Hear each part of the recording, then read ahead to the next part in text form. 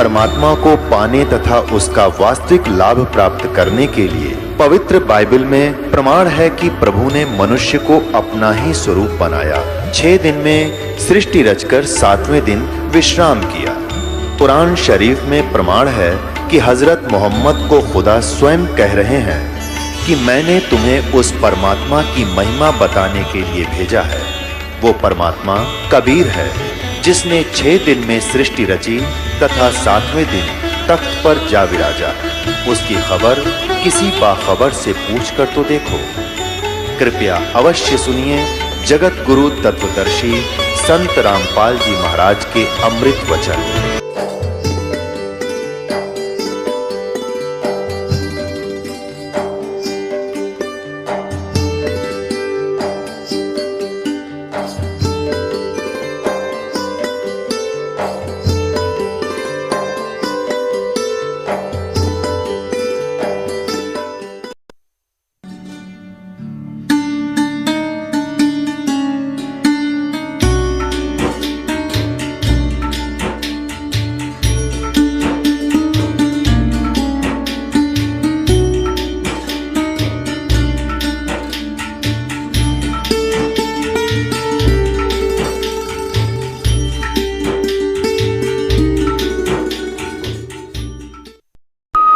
स्वामी रामदेवानंद जी गुरु महाराज की। सर्व संतों की जय, सर्व भक्तों की जय, धर्मी पुरुषों की, श्री काशी धाम की जय, श्री छुडानी धाम की जय, श्री क्रोथा धाम की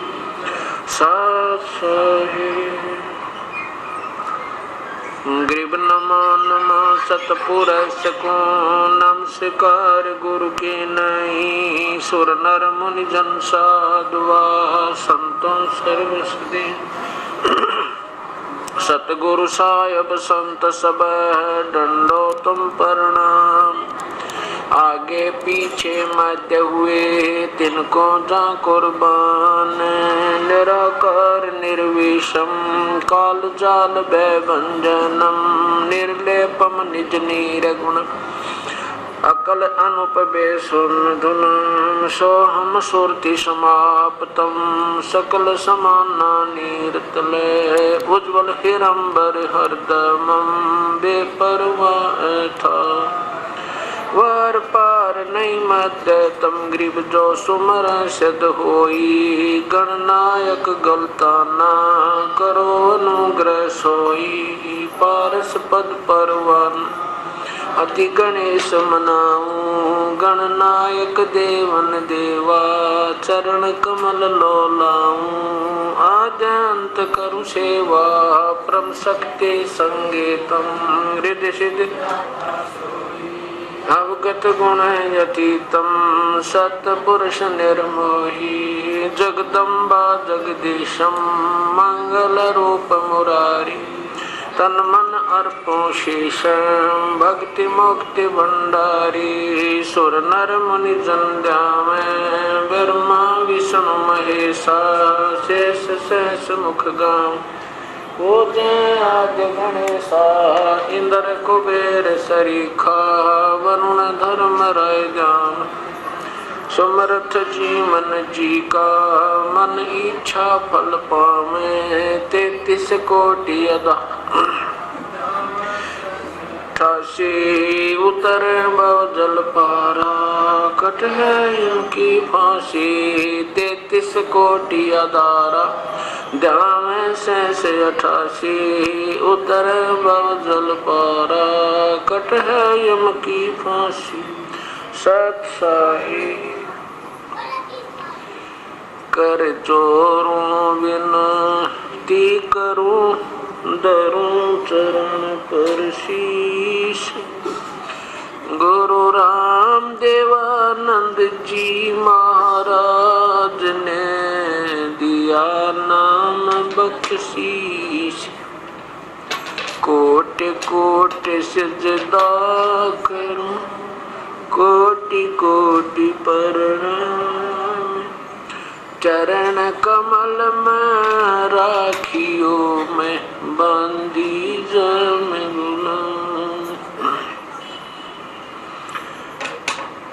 अवगुण किए तो बहुत किए, करत न मनिहारे।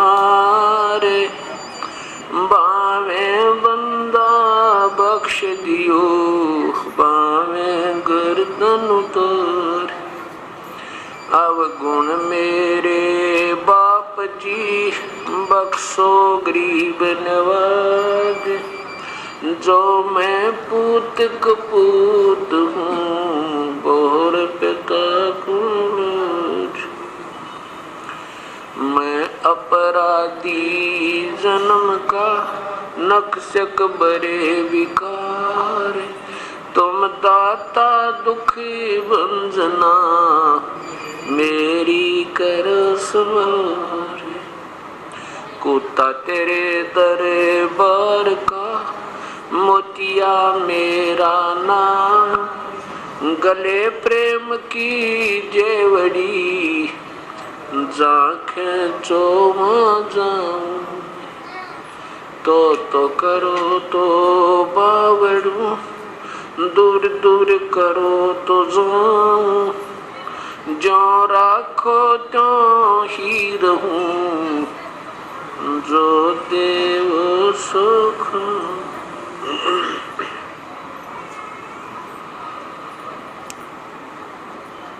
परमपिता परमात्मा, पूर्ण ब्रह्म, सारी सृष्टि के रचनहार, कुल मालिक कबीर परमेश्वर की असीम रजा से ये सत्यनारायण कथा प्रारंभ हो रही है। सत्यनारायण का अर्थ होता है अविनाशी परमेश्वर। हम उसे सत साहिब कहते हैं।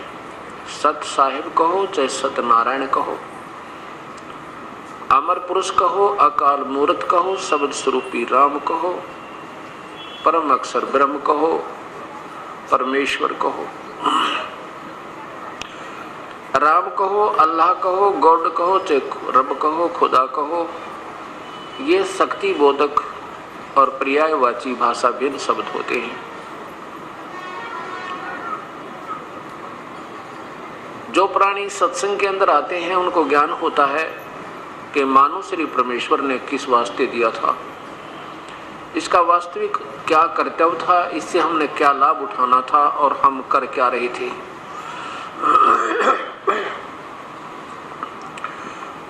जब तक हम सत्संग नहीं सुनते हैं तो हम अपने दैनिक कार्य को जो समाज के अंदर रहकर कर रहे होते हैं उसी को सर्वस्व मानकर और उसमें तन मन धन से लगे हुए होते हैं।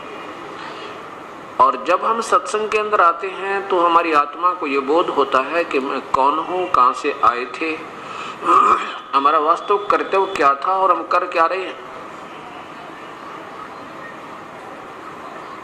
और सत्संग का मिलना ये बहुत ही पुण्य कर्मों के संयोग से हुआ करता है। तुलसीदास जी कहते हैं सकल पदार्थ हैं जग माही, पर कर्म ही न नर पावे नहीं। और जो पुण्यात्मा प्रभु की तड़फ में तलाश में लगी हुई हैं तो उन्होंने कोई न कोई अपना भक्ति मार्ग अपना भी रखा है।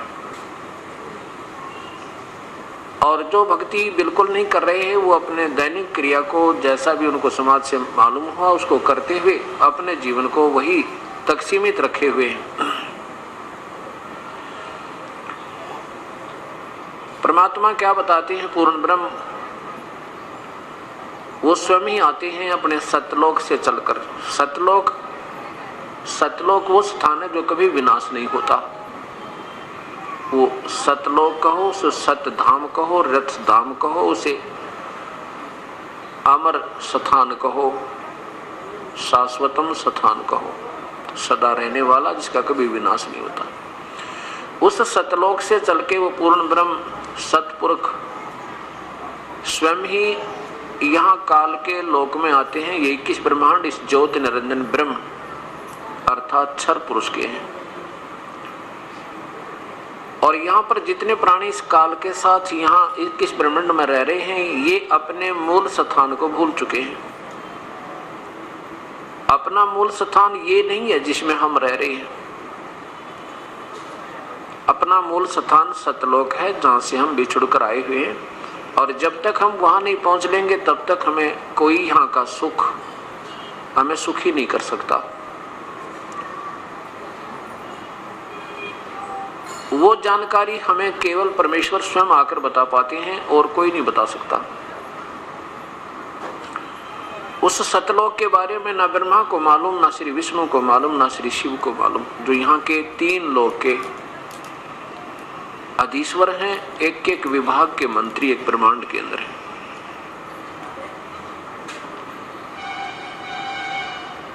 जब वो परमेश्वर स्वयं आते हैं तो वो क्या बताते हैं? राम नाम रटते रहो जब तक घट में प्राण, कभू तो दीन दयाल के भनक पड़ेगी कानी।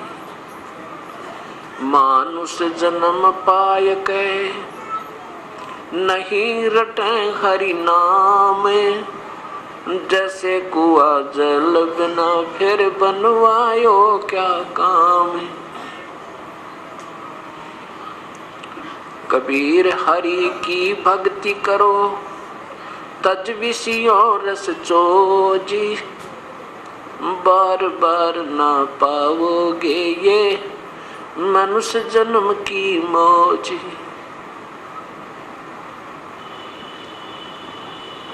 राम रटत कोडी भलो, चू चू पड़े जो चामे। भाई सुंदर शरीर किस काम का, जामुख नाही नामे। राम रटत कन्या भली, साकेट भला न पूती। जैसे बकरी के गल में गलथना, जिसमें दूध नहीं मूती। लूट सको तो लूटियो, राम नाम की लूटी। पीछे फिर पछताओगे, प्राण जाएंगे छूटी।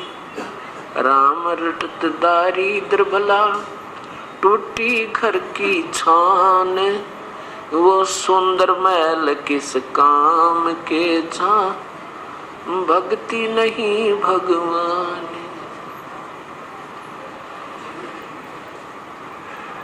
परमपिता परमेश्वर पूर्ण ब्रह्म हमें ये बताना चाहते हैं कि मानुष शरीर पाके जो नहीं रटे हरि नाम, और जैसे कुआ जल बिना फिर बनवाया क्या काम। जैसे जिस कूप में जल ना हो उसका नाम भले ही कुआ है, पर गुण कुएं के नहीं इसमें। इसी प्रकार जो मानुष शरीर प्राप्त प्राणी प्रभु की विधिवत साधना नहीं कर रहे हैं, पूर्ण परमात्मा की शास्त्र अनुकूल साधना नहीं कर रहे हैं या बिल्कुल ही नहीं कर रहे हैं, उनके बारे में कहते हैं कि वो प्राणी मानुष शरीर में ऐसे हैं जैसे जल रहित कुआ होता है। मानो नाम अवश्य है पर मन गुण मनुष्य के नहीं है। मनुष्य का पहला गुण प्रथम कर्तव्य प्रभु की आराधना और सद्कर्म करना।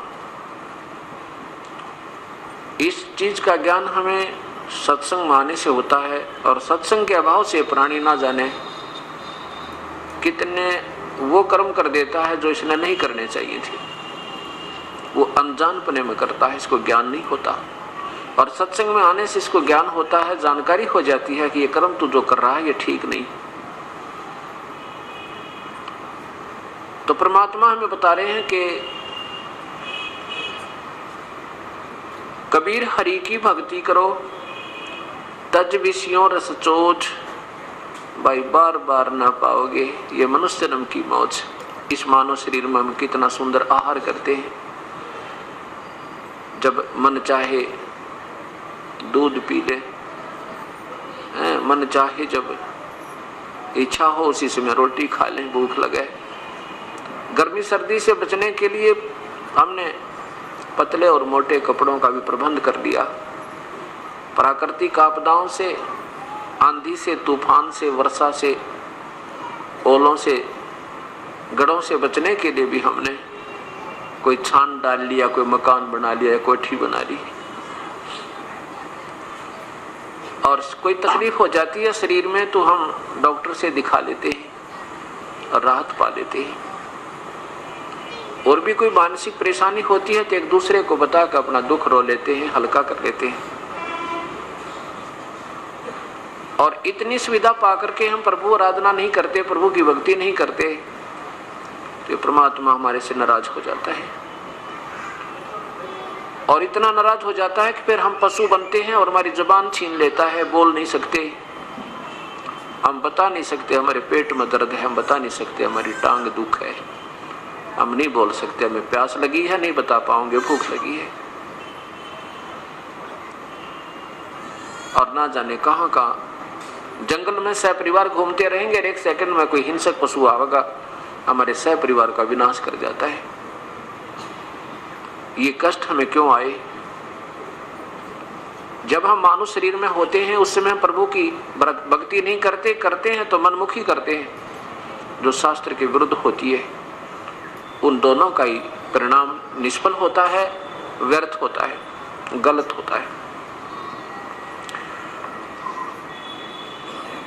परमात्मा बताते हैं कि जब तो मनुष्य शरीर नहीं रहेगा आपके पास, फिर क्या होगा?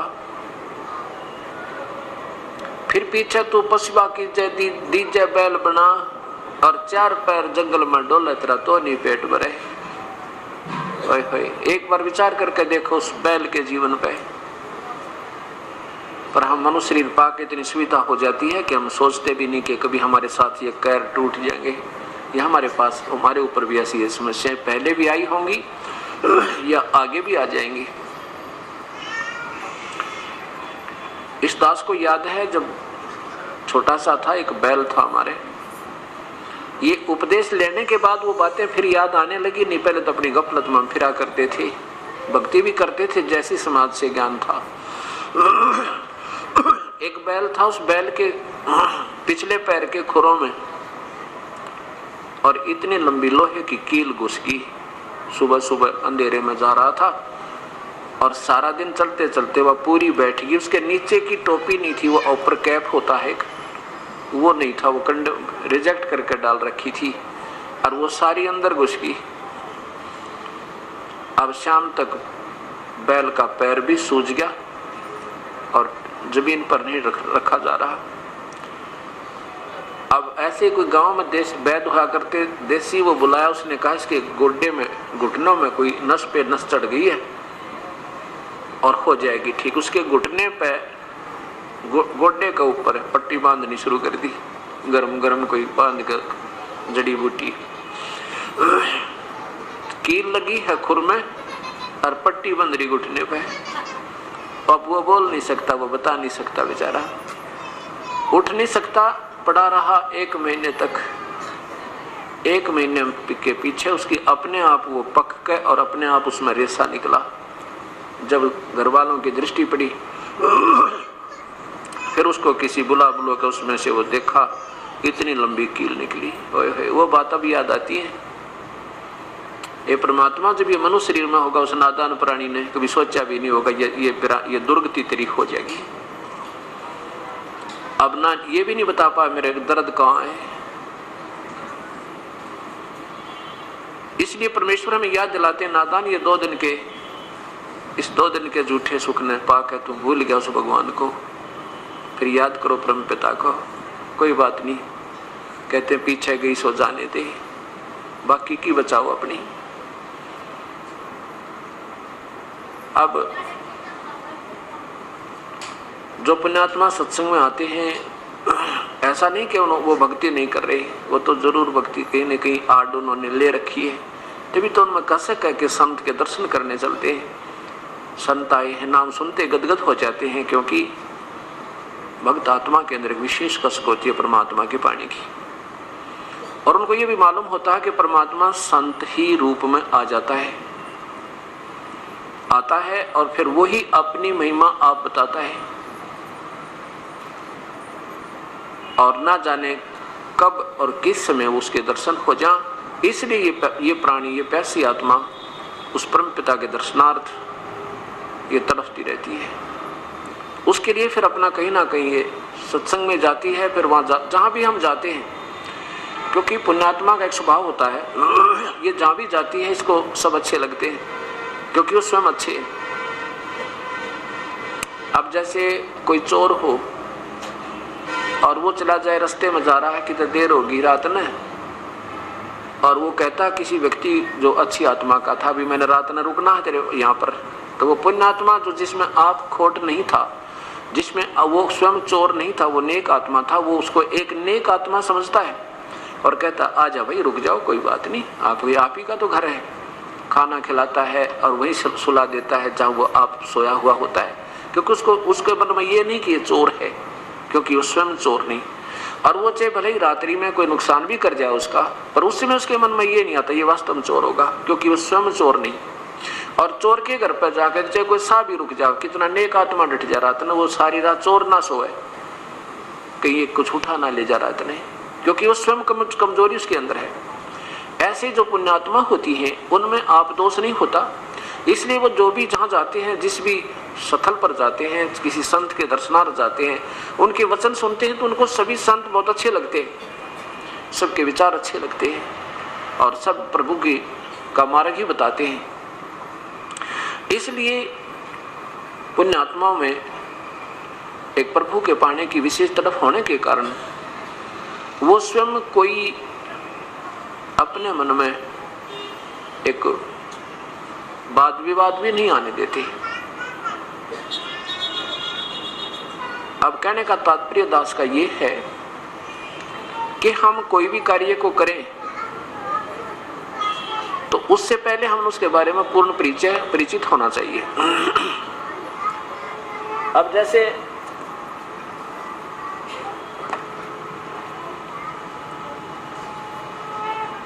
हमने किसी गांव जाना है, किसी शहर जाना है, तो उस शहर का जाने से पहले 10 आदमियों से तसल्ली करेंगे कि मैंने वहां जाना है, कौन सा रास्ता ठीक है, अगर वहां हम पहली बार जा रहे हैं तो, और फिर प्रस्थान करेंगे।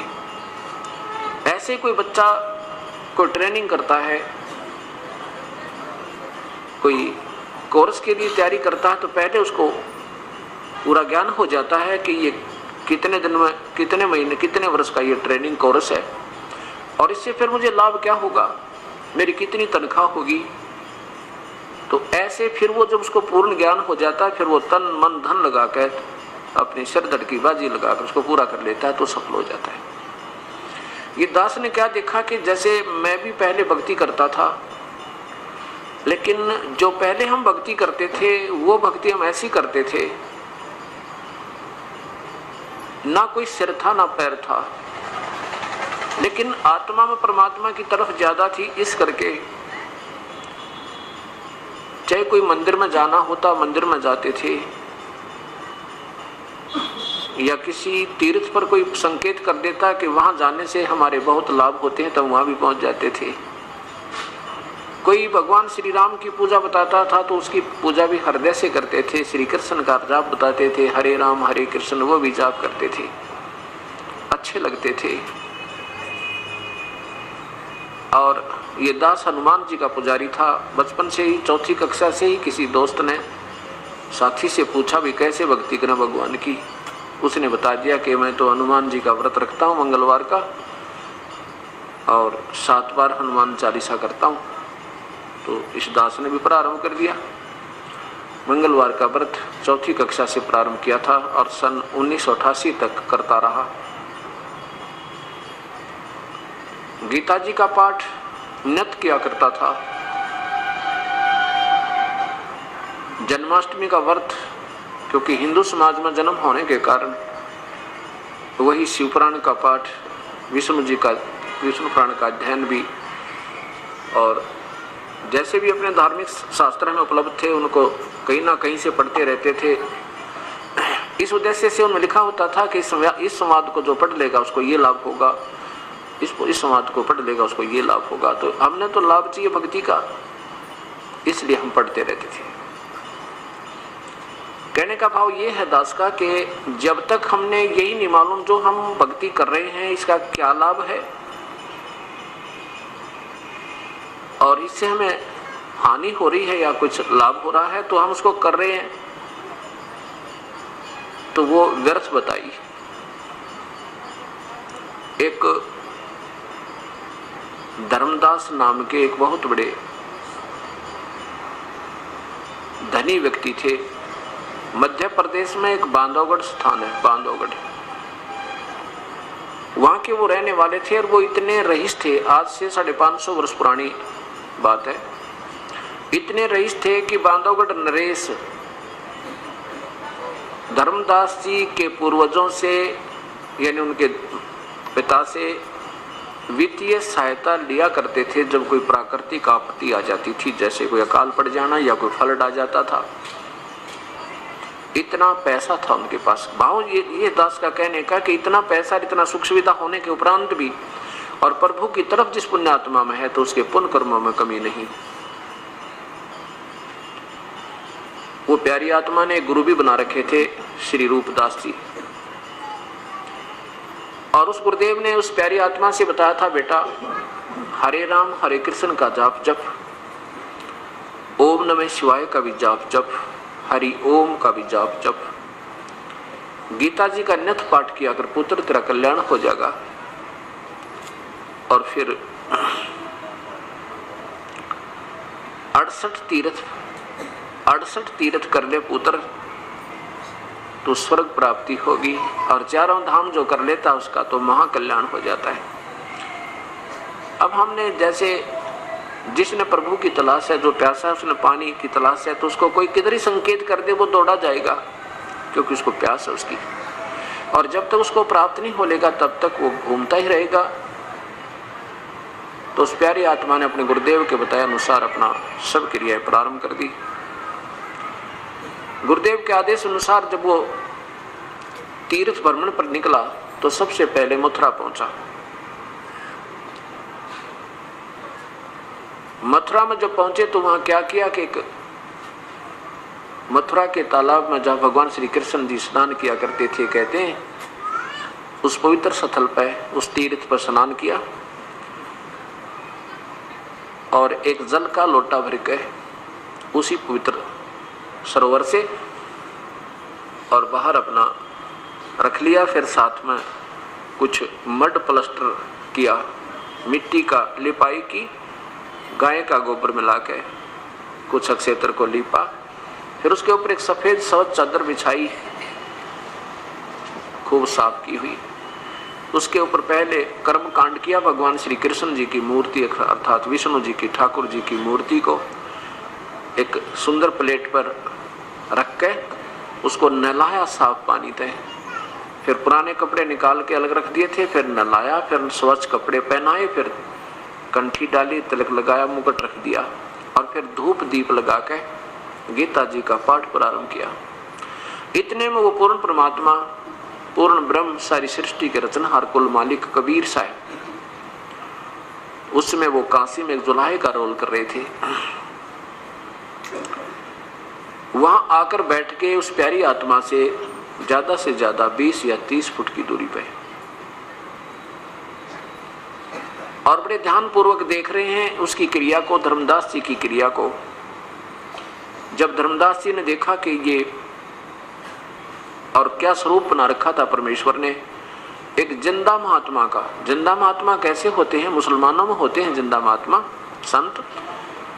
उनकी एक ही जो ना ओवरकोट पहनते हैं, ऊपर पूरा एक कोट टाइप सा, चोगा बोल रहे हैं उसने, नीचे घुटनों से नीचे तक का होता है, पिंडलियों तक, और वो पहन रखा, और कच्छा होता है घुटनों से ऊपर तक, लंबे लंबे कच्छे जैसे सरदार पहना करे, और सिर पे टोप छोटा सा से काला लंबे चोटे का। ये वेशभूषा उन संतों की होती है जिनको जिंदा महात्मा कहते हैं, जिंदा संत कहते हैं, साधु कहते हैं। उस जिंदा वाले महात्मा में के रूप बनाकर परमात्मा उस प्यारी आत्मा के पास उसकी क्रिया देखने के लिए बैठ गया, विराजमान हुआ। जब वो धर्मदास ने देखा कि ये मुसलमान होकर और तेरी पूजा को देख रहा है, तो इससे लगता है कि अच्छी आत्मा है, हो सके तेरी बात को मान के ये सतभक्ति कर लेवे और गीता जी जैसा शास्त्री पृथ्वी पर नहीं है, ऐसा वो समझाना चाहता है। इसलिए गीता जी के पाठ को ऊंचे ऊंचे सुर में पहले संस्कृत पढ़े, ऊर्ध्व मूलम अधः शाखम, और फिर हिंदी, फिर उसकी हिंदी पढ़े। ऐसे पढ़े कि ये सामने वाला अट्रैक्ट हो जाए और ये लग जा सतभक्ति पे। अब चक्कर क्या पड़ा हुआ है कि हिंदू तो समझते हैं मुसलमानों की भक्ति गलत, और मुसलमान समझते हैं हिंदू गलत साधना करते हैं, और ईसाई समझते हैं कि हम श्रेष्ठ, ठीक, हमारी साधना ठीक है, और सिख समझते हैं हम पूजा जो करें सर्वश्रेष्ठ है। अब देखो, यही बात इस 4 दिन में निर्णय होगा कि जो पुण्यात्मा कंटिन्यूस लगातार सुन लेगी उसको कोई संशय नहीं रहेगा साधना क्या होती है। साधना तो एक ही है और वो श्रेष्ठ ही है अगर वो मिल जावत है। जब तक हमें वो नहीं मिलती तब तक हम एक दूसरे को अश्रेष्ठ और अपने को श्रेष्ठ मानते रहते हैं।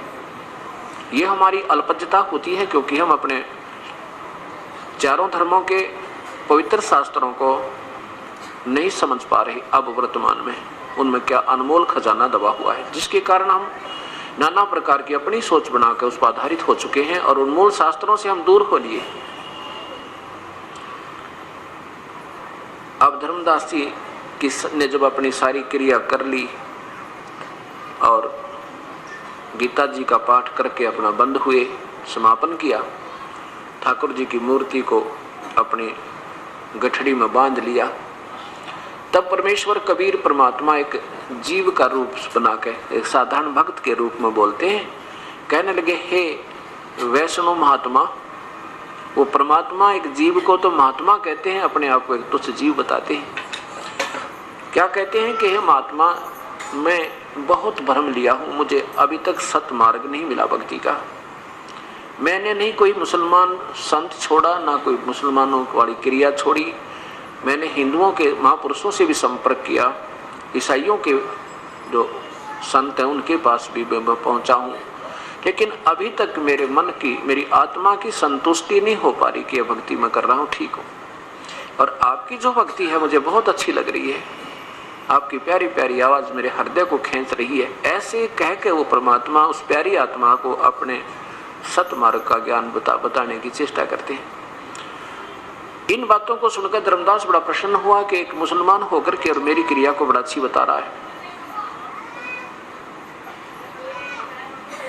तो बताने लगा, कहने लगा, जिंदा बैठ जा, तेरे भाग बड़े जो आप मुसलमान होकर के और मेरी बात को भी सहन कर लोगे, बताऊंगा उसको सुनोगे। तब उस प्यारी आत्मा परमात्मा ने कहा कि धर्मदास कहने लगा, भाई देखो महात्मा जी, हमने तो अपना जीवन कल्याण चाहिए। आज हम मुसलमान हैं, कल ना जाने हम किस जन्म में होंगे। आज हम हिंदू हैं, ना जाने कल किस मजहब में हमारा जन्म होगा। अगर आत्म कल्याण नहीं हुआ तो ये मजहब और ये हमारी जाति और ये शरीर सब व्यर्थ रह जाएंगे। मैं तो इस उद्देश्य से निकला हूँ कि मेरा कल्याण हो, चाहे किसी भी साधना से हो जाए, मुझे तो प्रभु चाहिए। आज हम हिंदू हैं, कल पशु बन जाएंगे। आज हम मुसलमान हैं, कल हम पशु बन जाएंगे। आज हम ईसाई हैं तो कल ना जाने किस जूनी में चले जाएंगे। आज हम सिख हैं तो ना जाने कहाँ हमारा डेरा होगा, अगर भक्ति ठीक नहीं बनी तो। धर्मदास इस बात से बड़ा प्रभावित हुआ और कहने लगा, बैठ जा, मैं बताता हूँ आपको भक्ति। कहाँ जी बताइए। मैं ना गीता जी का पाठ करते नित्य हूँ, और गीता जी एक ऐसा पवित्र शास्त्र, इसके बराबर, इसके तुल्य पृथ्वी पर शास्त्र नहीं है। और एकादशी का व्रत रखता हूँ मैं। मेरे गुरुदेव ना 68 तीर्थ करने की सलाह दी है, मेरे को आदेश दिया है, और उनके आदेश अनुसार मैं इन 68 तीर्थों पर भ्रमण के लिए निकला हुआ हूँ। श्री राम कृष्ण का जाप जपता हूँ, ओम नमः शिवाय का जाप जपता हूँ, शिवलिंग की पूजा करता हूँ। और फिर क्या कहा कि हम कोई जीव हिंसा नहीं करते। जिंदा जीव हिंसा माने वो कहना चाहते थे कि तुम मांस खाते हो मुसलमान, और हम हिंदू मांस नहीं खाते। और जो मतलब कहा नहीं सीधा, पर डायरेक्ट उसका संकेत ही था। कहने लगे, जो जीव हिंसा करते हैं ना, वो कभी सफल नहीं हो सकते, उनका जीवन तो बिल्कुल व्यर्थ जाता है, उनको तो पाप बहुत लगते हैं। कबीर परमेश्वर कहने लगे, धर्मदास मैं आपसे एक प्रार्थना करूं? कहने लगे, महात्मा जी मैं आपसे एक प्रार्थना करना चाहता हूं, आपका शुभ नाम क्या है? आप कहां से आए हो? आपकी तो बहुत अच्छी बातें लग रही हैं मुझे। धर्मदास जी ने बताया कि मैं वैश्य कुल में जन्म है मेरा, वैश्य कुल में, यानी बनिए हैं हम, और मैं जो है वैष्णव, हम वैष्णव विष्णु जी के उपासक हैं, वैष्णव साधु कहलाते हैं हमारे गुरुदेव, हमने उनसे उपदेश ले रखा है। तो गुरुदेव ने हमें बताया है कि गीता जी का नित्य पाठ करना है। परमेश्वर ने कहा कि धर्म महात्मा जी एक प्रश्न है मेरे मन में, मेरी शंका का समाधान कीजिए। बोलो बेटा, बोलो जी, क्या बात है, बोलो। कबीर साहब ने कहा कि देखो, आपने अभी बताया कि गीता जी के नित्य पाठ करने से आत्मा का कल्याण हो जाएगा। देखो, आप और क्या क्रिया करते हो? आप पितृ पूजा करते हो? धर्मदास कहने लगे, हाँ जी पितृ पूजा करते। पितृ पूजा नहीं करें तो फिर तो हमारे पितृ को जो है ना, वो उनका जो हिस्सा नहीं पहुंच सकता और वो दुखी हो जाते हैं। आप भगवान श्री कृष्ण और राम की पूजा करते हो, ब्रह्मा विष्णु महेश की भी साधना करते हो, हाँ जी, और गीता जी का नित्य पाठ भी करते हो, हाँ जी। देखो, गीता जी के पाठ करने से लाभ नहीं, जैसा गीता जी में वर्णन है ऐसा आचरण करने से लाभ होगा। एक जमींदार था, वो वृद्ध हो गया और उसको संतान जब हुई तो वो थोड़ी सी लेट हुई। पुत्र जब उत्पत्ति हुई उनके तो वो वृद्ध हो चुका था। जब वो लड़का 12 वर्ष का था तो वो पिता लगभग 60 और 65 वर्ष की आयु का था। अब पिता ने सोचा कि तेरा इकलौता पुत्र है, कहीं अपने व्यवसाय में ये मार ना खा जावे, इसलिए क्यों ना मैं अपने अनुभव को, सारे जीवन के अनुभव को और पूरा विवरण लिख दूं एक किसी पैड पे, बही में। उसने अपना पूरा एक्सपीरियंस, हर क्रॉप का, हर फसल का, किस में बीजनी चाहिए, उसमें कितना, एक एकड़ में कितना बीज डलेगा, कितनी बार उसकी, किस समय में उसमें पानी डाला जाएगा, किस समय उसमें खाद डालनी है, फिर क्या स्थिति होगी, उसको कैसे संभालना है, ऐसी स्थिति हो जाए तो उसमें ऐसे खाद डालना है, तो सब कुछ लिख के और एक पूरी बही के अंदर यानी एक पैड में लिख दिया और कहा, पुत्र इस पैड को पढ़ना और इसके अनुसार बेटा खेती करना, तो अपना व्यवसाय करना, तो सफल रहेगा। अब एक बात बताओ धर्मदास जी, परमात्मा पूछ रहे हैं उस प्यारी आत्मा से कि अगर वो जमींदार का पुत्र उस लिखे हुए लेख को, पिताजी के द्वारा लिखे अनुभव को डेली पढ़े और ऐसा करेगा नहीं जैसा उसमें वर्णन है, तो क्या होगा? क्या वो धनी हो जाएगा? क्या उसका कल्याण होगा, उसको लाभ होगा? धर्मदास जी कहने लगे, नहीं जी बिल्कुल नहीं हो सकता, वो तो भूखा मरेगा। तो ठीक इसी प्रकार जैसा अपने पवित्र शास्त्र गीता जी में लिखा है ऐसा आप नहीं कर रहे हो, मैं नहीं कर रहा हूं, तो फिर क्या होगा? कल्याण होगा या हानि होगी? धर्मदास जी कहने लगे, जी तो हानि होगी, और गीता जी अनुसार हम नहीं करेंगे तो पूजा।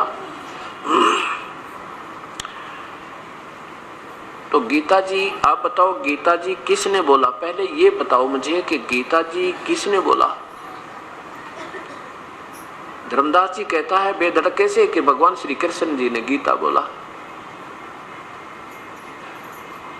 परमात्मा कहने लगे, धर्मदास यही सबसे बड़ी भूल है, गीता श्री कृष्ण जी ने नहीं बोला, शरीर श्री कृष्ण जी का था, बोलने वाला काल था। और वो काल कौन है? ये ब्रह्मा विष्णु महेश का पिता है और दुर्गा या शेरा वाली इन तीनों की मां है। इस बात को सुनकर धर्मदास की तौड़ी चढ़ गई और कहने लगा, मुसलमान हो गया तू? कहने लगा, तू मुसलमान है ना, इसलिए हमारे देवताओं की तो बेइज्जती करना चाहता है। तुझे क्या मालूम गीता के बारे में? तू क्या जान सकता है गीता के बारे में, हमारे से ज्यादा क्या तुम जान जाओगे। कबीर साहब ने कहा देखो स्वामी जी नाराज ना हो, मैं तो एक शंका का समाधान चाह रहा हूं आपसे, मैं तो आपका दास हूं, आप नाराज ना हो। आप एक बार गीता जी को उठा लो। गीता जी कोई किसी का व्यक्ति विशेष का शास्त्र नहीं है, और ये पवित्र शास्त्र उस समय लिखा गया था, ना तो कोई हिंदू था, ना मुसलमान, सिख, ना ईसाई, हम एक पिता की संतान हैं, हमारे पूर्वज एक थे। आपके नहीं किसी सर्कमस्टांसिस में किसी ऐसी मजबूरियों के कारण अलग हो गए हैं, लेकिन हम एक हैं, आज भी एक हैं। जब थोड़ी सी विवेक से सोचेंगे तो आज भी दो नहीं। लेकिन गीता जी में जो लिखा वो सोचो आप क्या लिखा है और किसने बोला है। धर्मदास चुप हो गया कि चल इसने कह लेने दे, जो ये कहेगा थोड़ी सी देर और सुन लेता हूं भाई। क्यों, धार्मिक आत्माओं में एक विशेष कसक होती है और ज्यादा वाद विवाद नहीं होता। बेशक दुखी हो रहा था उनकी बातों से, फिर सोचा कि देखते ही क्या बताएगा भाई। कृष्ण जी ने नहीं बोली तो और किसने बोली, क्या जाने इन बातों को। तो ऐसा वो सोचकर परमात्मा ने कहा देखो गीता जी के ज्ञान की कब आवश्यकता पड़ी कि जब अर्जुन युद्ध करने से मना कर देता है। और युद्ध क्यों हो रहा था कि कौरव और पांडवों का आपस में भाई बंटवारा नहीं हो रहा था। एक भाई बंटवारा था, ये कोई धर्म युद्ध नहीं था। धर्म युद्ध तो वो होता जो सेनाओं पर लड़े, एक देश दूसरे पर बदमाशी करे तो उसके लिए सिरदर्द की बाजी लगाओ, तो वो धर्म युद्ध होता है। और ये तो एक भाइयों का आपस में बंटवारा था, ये नहीं हो रहा था लड़ाई होगी। और जब युद्ध दोनों का बंटवारा नहीं हो रहा था तो भगवान श्री कृष्ण 3 बार गए थे शांति दूत बनकर, और दोनों को समझा रहे थे भैया लड़ाई ठीक नहीं, युद्ध बहुत बुरी चीज होती है।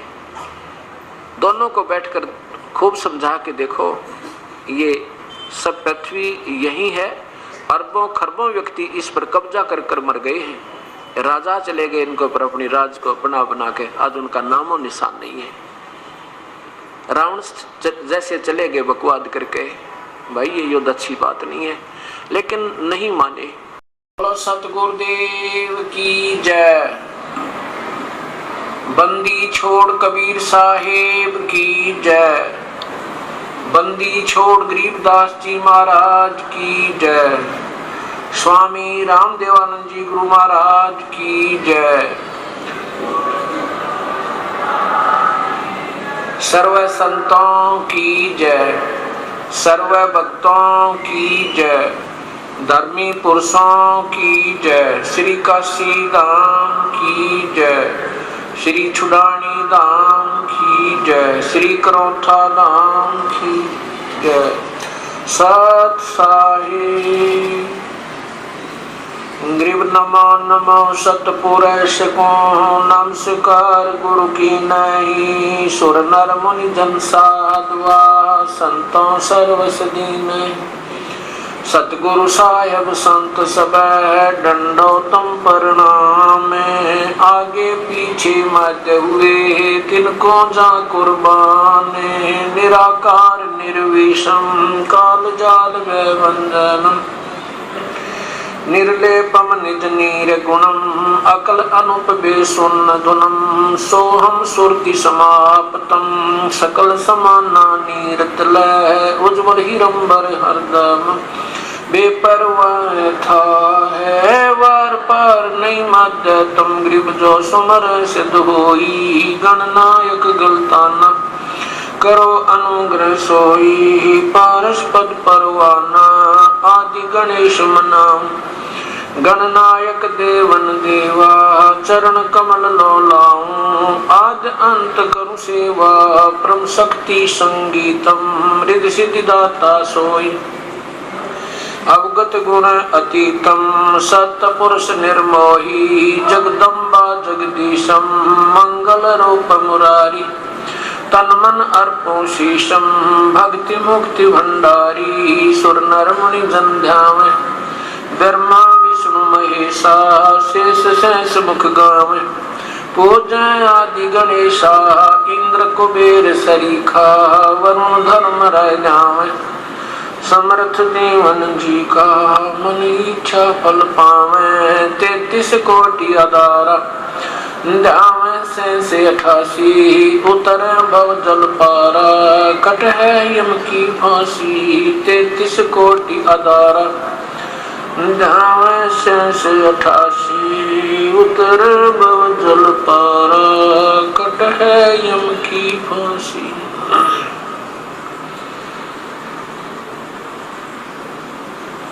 कर जोरूं विनती करूं, धरूं चरण पर शीश। गुरु राम देवानंद जी महाराज ने दियो नाम बख्शीश। कोटि कोटि सिजदा करूं, कोटि कोटि प्रणाम।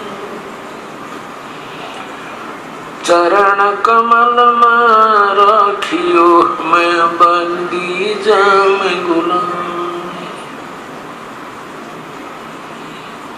कुत्ता तेरे दरबार का, मोतिया मेरा नाम।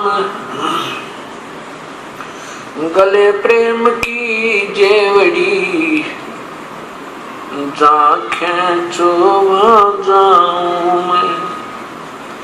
तो करो तो बावन, दूर दूर करो तो जाऊं।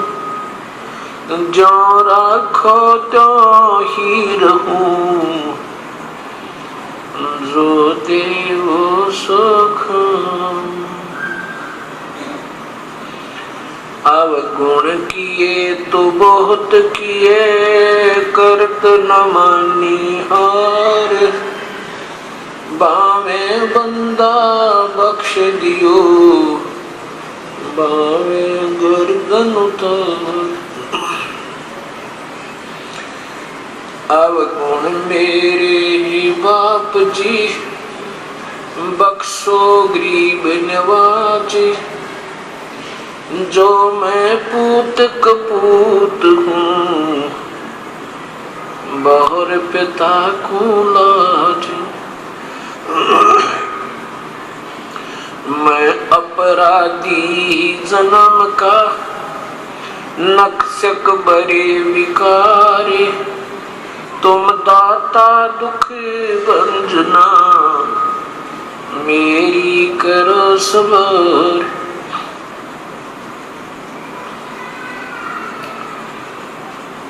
परमपिता परमात्मा पूर्ण ब्रह्म, सारी सृष्टि के रचनहार, कुल मालिक कबीर परमेश्वर की असीम कृपा से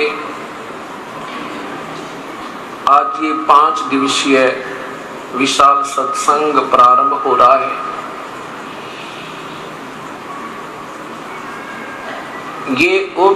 ये उस शुभ समागम का प्रारंभ है जो उस परम पिता परमेश्वर के अपने सतलोक से इस काल के लोक में प्रकट होने का वो शुभ दिन ज्येष्ठ सुदी पूर्णमासी है, जिस दिन वो परमेश्वर अपने सतलोक को त्याग कर यहाँ बनारस के अंदर विक्रमी संवत 1455 सन 1398 के अंदर ज्येष्ठ सुदी पूर्णमासी ब्रह्म मुहूर्त सूर्य उदय होने से 1.5 घंटा लगभग पूर्व जो होता उसे ब्रह्म मुहूर्त कहते हैं। मैं आकर के लहर तारा तालाब वाराणसी अर्थात काशी के अंदर एक बालक रूप बनाकर एक कमल के फूल के ऊपर विराजमान हुए थे।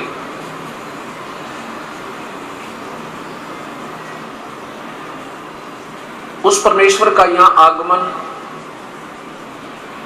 हमें उस सत्य ज्ञान का ज्ञान होना, उस यथार्थता का ज्ञान होना, हम कौन हैं, कहां से आए थे, और हम किन कारणों से यहाँ काल के जाल में फंसे हुए हैं, ये सब जानकारी उसी परमपिता परमेश्वर पूर्ण ब्रह्म ने, परम अक्षर पुरुष ने, अर्थात अकाल मूर्त सब स्वरूपी राम कबीर देव ने, कबीर साहिब ने आके हमें बताया।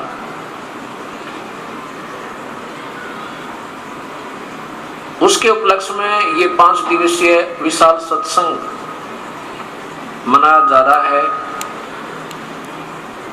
ऐसे शुभ समागम सदियों पर्यंत प्रारंभ हुआ करते हैं। वैसे तो संतों की कमी नहीं, सत्संगों का अभाव नहीं, श्रोताओं की कमी नहीं, लेकिन जैसा हमारे पवित्र शास्त्रों में पूर्व प्रमाण था और वो हम तक नहीं पहुंच पाया,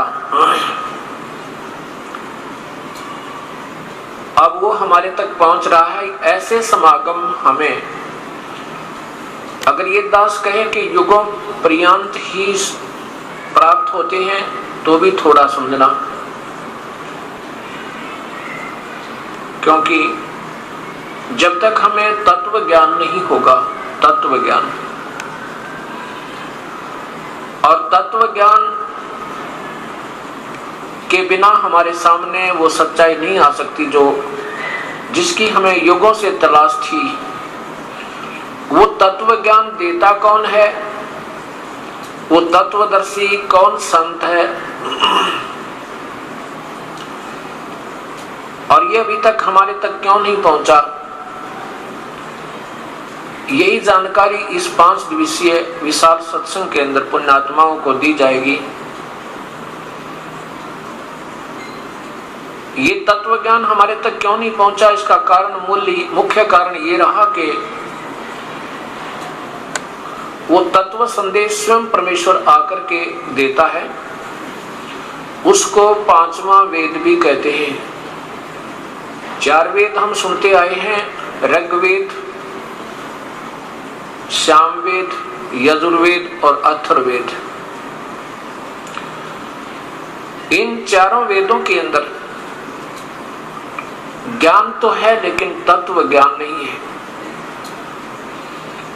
ज्ञान तो बहुत कुछ है, और पूजा की विधि जो है वो चारों वेदों में केवल ब्रह्म तक की है, और महिमा पूर्ण ब्रह्म, परब्रह्म, इन तीनों परमात्माओं की भी है। भक्ति कैसे करनी चाहिए, कौन पूजा के योग्य प्रभु है, वो भी जानकारी पवित्र चारों वेदों में तथा उन्हीं की सारांश पवित्र गीता जी के अंदर उपलब्ध है। उनमें साथ में ये भी लिखा है कि जो ज्ञान मैं बता रहा हूं, वेदों को बोलने वाला प्रभु, और साथ में गीता जी के बोलने वाला प्रभु, और साथ में कुरान शरीफ को बोलने वाला अल्लाह, और पवित्र बाइबल को बोलने वाला गॉड है। वो स्वयं कह रहा कि मैं उस परमेश्वर के बारे में नहीं जानता, उस तत्व ज्ञान के बारे में नहीं जानता। अपने तक की विधि बता देते हैं, जैसे गीता जी में बताया है कि चारों वेदों का सार गीता जी है, और गीता जी में बताया है कि ओम नाम का जाप है मेरा। अध्याय नंबर 8 मंत्र नंबर 13 पवित्र गीता जी में लिखा है। गीता बोलने वाला भगवान कहता है कि माम ब्रह्म मुझ ब्रह्म का ओम इति एक अक्षरम व्यवहारन अनुस्मरण, मेरा तो केवल एक ओम नाम है जो उच्चारण करके जाप करना है, और ये कब तक सिमरण करना है, ये याति तजन देहम ते याति परमाम गतिम, जो उसको अंतिम श्वास तक, तजन देहम श्वास छोड़ने तक जाप करता है, वो मेरी परम गति को प्राप्त होता है। कौन? गीता बोलने वाला भगवान कहता है कि मेरा तो केवल ओम नाम है, और ओम नाम के जाप से मेरे से जो लाभ मिलेगा, वहां तक की परम गति तुझे प्राप्त हो जाएगी। और फिर बताया है कि मेरी जो गति है, मैं जो साधना दूंगा, मुझसे जो लाभ तुझे होगा, वो भी पूर्ण नहीं है, वो भी अनुतमाम है। क्यों अनुत्तमाम है? क्योंकि वो पूर्ण परमात्मा ही पूजा के योग्य है। उसी की भक्ति से प्राणी को पूर्ण लाभ होगा, उसी की भक्ति से पाप कटेंगे, पापों का विनाश होगा, जन्म मृत्यु रहित होंगे। और अपनी भक्ति से बताते हैं कि मेरी भक्ति से तो न जन्म मरण मिटे, कर्म का दंड भी नहीं कट सकता, जैसा किया है वैसा ही भोगना होगा, और अर्जुन युद्ध भी करना होगा और मेरा सिमरन भी करते रहना होगा।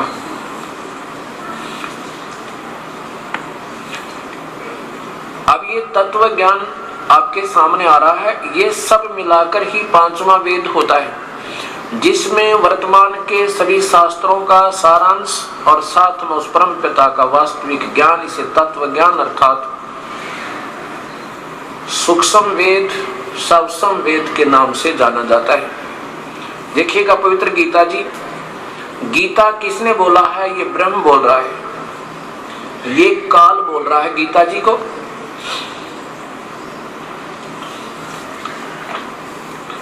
इसमें अध्याय नंबर 8 का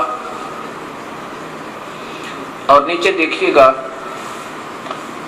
ये 13 नंबर श्लोक है, मंत्र है।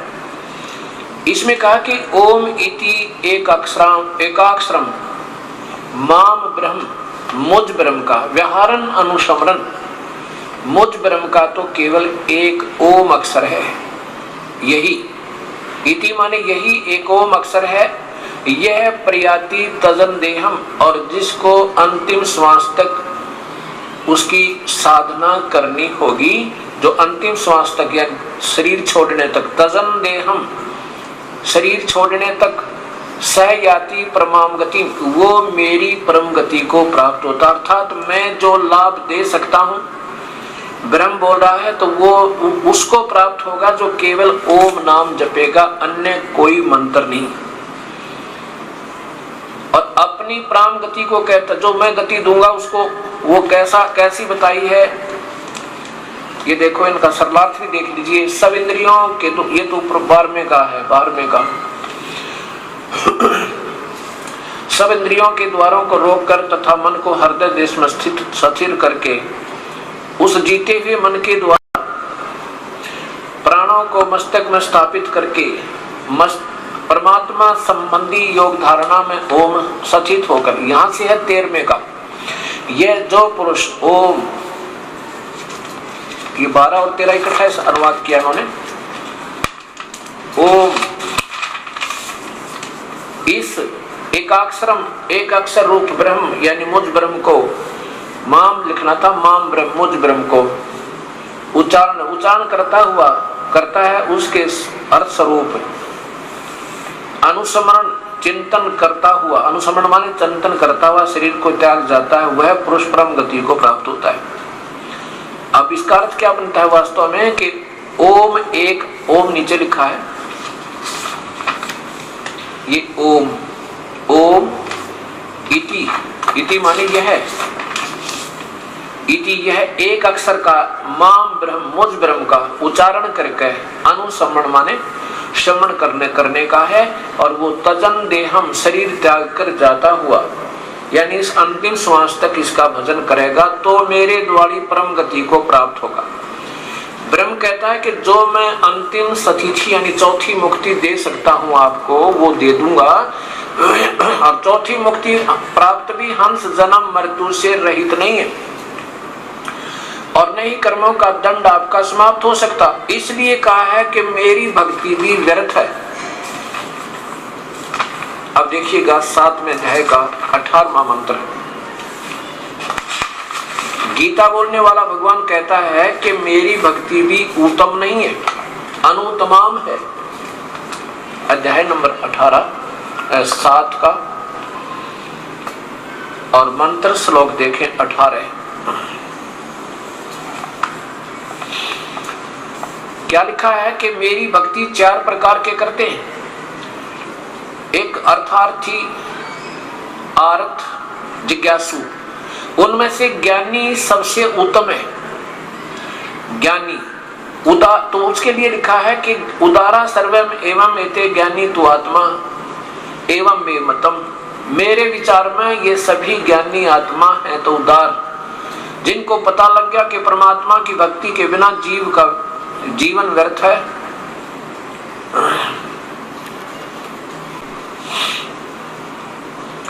तो इसमें बताया कि तो ज्ञानी वो हैं जिनको पता लग गया कि परमात्मा की भक्ति के बिना जीवन व्यर्थ है, और उनको ये ज्ञान हुआ कि केवल एक प्रभु ही भक्ति योग्य है, अन्य नहीं है। तो उनके बारे में कहा कि उदारा सर्वे एवं एते ज्ञानी तु आत्मा एवं मे मतम, मेरे विचार में ये सभी ज्ञानी आत्मा जो हैं ये हैं तो उदार विचारी। आस्थित स ही युक्तात्मा माम एवं अनुत्तमाम गति, और ये मेरे वाली, माम माने मुझ में ही, अनुत्तमाम माने घटिया व्यर्थ की गति, यानी जो मेरे वाली परम गति है उसको स्वयं भगवान कह रहे अनुत्तमाम, मेरी इस अनुत्तमाम गति में आश्रित रही, क्योंकि उनको वो पूर्ण परमात्मा का मार्गदर्शन करने वाला तत्वदर्शी संत नहीं मिला। आप देखिए इन्होंने अनुत्तमाम माने क्या लिखा है, अति उत्तम लिख दिया। ये लिखना चाहिए था अति व्यर्थ, अनुत्तमाम माने अति उत्तम नहीं होता। अब देखिएगा चौथे अध्याय का 34वें श्लोक में लिखा है कि अर्जुन, अगर तुझे परम पिता पूर्ण ब्रह्म की भक्ति चाहिए तो उस तत्वदर्शी संत की तलाश कर ले, और उस ज्ञान को तू तत्वदर्शी ज्ञानियों के पास जाकर समझ। अध्याय नंबर 4 का